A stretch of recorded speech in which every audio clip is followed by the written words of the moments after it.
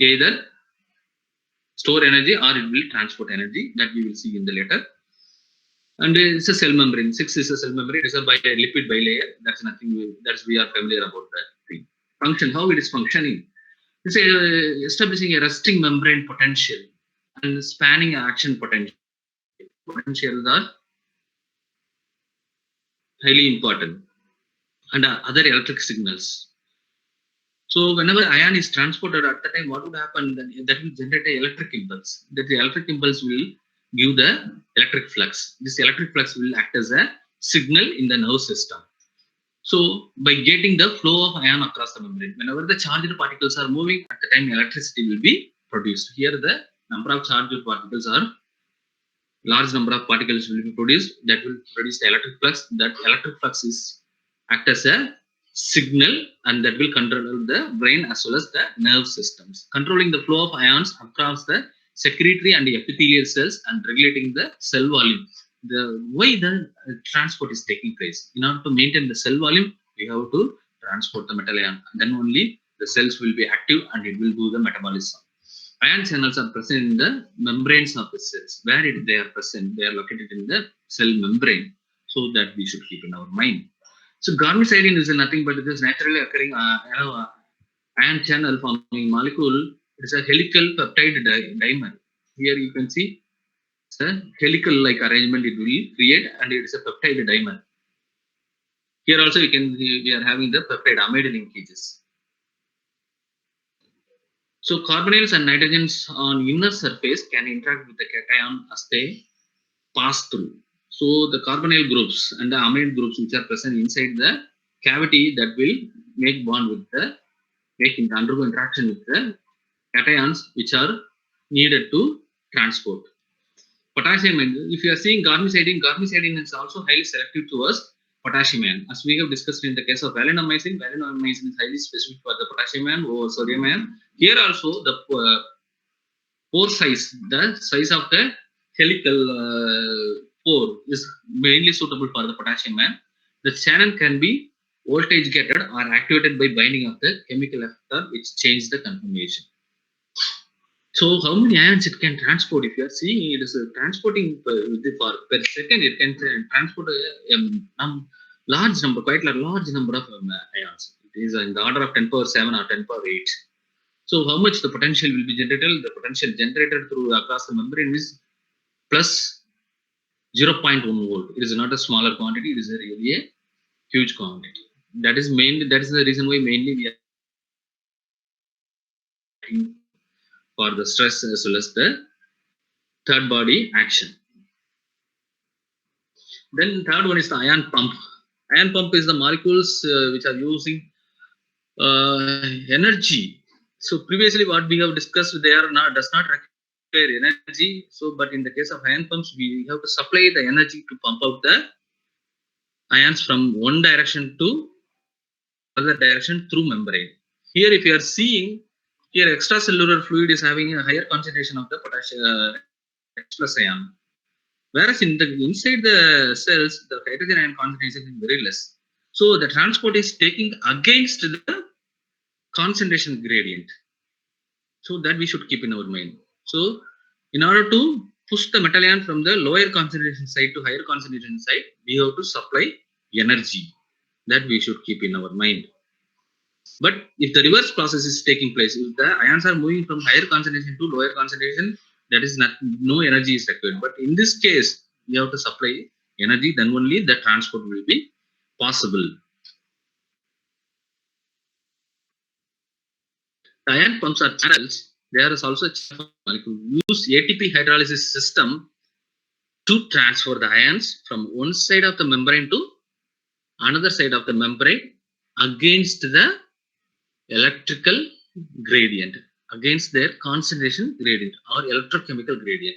Due to the passage, they will produce the current. Ion pumps are selective. They are also highly selective. Ion pumps are structure is only adapted to passage of the particular ion. Selective means they are highly specific for the one metal ion over another metal ion. So again, so these channels and pumps and ionophores, they are falling under the any of the two category. One is the passive transport, another one is the active transport. These two are the possible.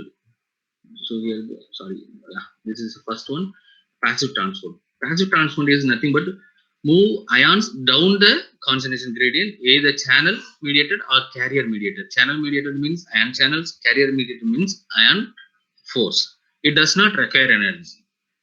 So for the transport of the metal ion, since the transport is happening from larger concentration side to lower concentration side, it does not require energy. Ion force and ion channels are some of the examples which is falling under the category of the passive transport.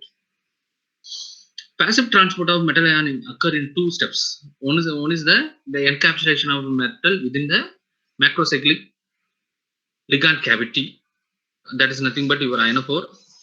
So it is having some specific organic groups which are going to bind with the metal ion and mediate the transport. They are carrier mediated, or it may be the metal ions may pass through the ion permeable channels extending through the membrane, and these channels are extending through the membranes from one side to another side. It is extending through which the cations will move. Then active transport. From the name itself, we have to come to the conclusion. Active means it is a highly energy required process. Then only it will be active. So move ions or molecules against the concentration gradient. In the previous cases, what we have seen, it is a transport the ions down the concentration gradient, but here it is against the concentration gradient, it is transporting the ions. So it requires some amount of energy. That energy is ATP, and it is a transmembrane protein also. Then only it can easily pump out the metal ions. Ion pumps falling under active transport. So what is ATP? ATP adenosine triphosphate. Adenosine means it is a base, and sugar and phosphate units. They are collectively called as adenosine triphosphate. Or if you are having the one phosphate unit, then we will call it as a AMP, adenosine monophosphate. If you are having two phosphate unit, we will have a adenosine diphosphate. Depending upon that, we will call it as. Generally, ATP will release energy, whereas the ADP phosphorylation, esterification will consume or store energy. That we should keep in our mind. Here, see. The conversion of ATP to ADP yield how much energy? 7.3 kilocalories per mole of ATP. This is energy is a source for wide variety of the biological process. This is the ATP hydrolysis is the main energy source for all form of life, whether it is a plant or animal. They will get energy through the hydrolysis. When the bond is hydrolyzed, that bond will release some amount of energy. Here you can see the esterification is a here see in diphosphate, it is converted into adenosine triphosphate. This is nothing but ester formation. This is a delta G is positive for this process. So whenever biological system releases energy, at the time this phosphate ester bond will form by storing the energy.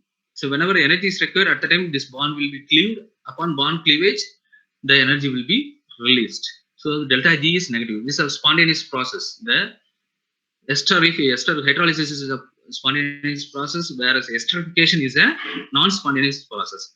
From that name itself, we can come to know that this will release energy, this will consume energy. So here we have energy release diagram from the ATP to AMP or adenosine or simple phosphate unit. Here you can see, in this case, joules. Here we are mentioning the energy in joules. The first two phosphate ester hydrolysis will release the same amount of energy, whereas the release of one phosphate from adenosine monophosphate will release only a smaller amount of energy. So where the energy released is first two cases only maximum. In the first one is a very highly spontaneous process.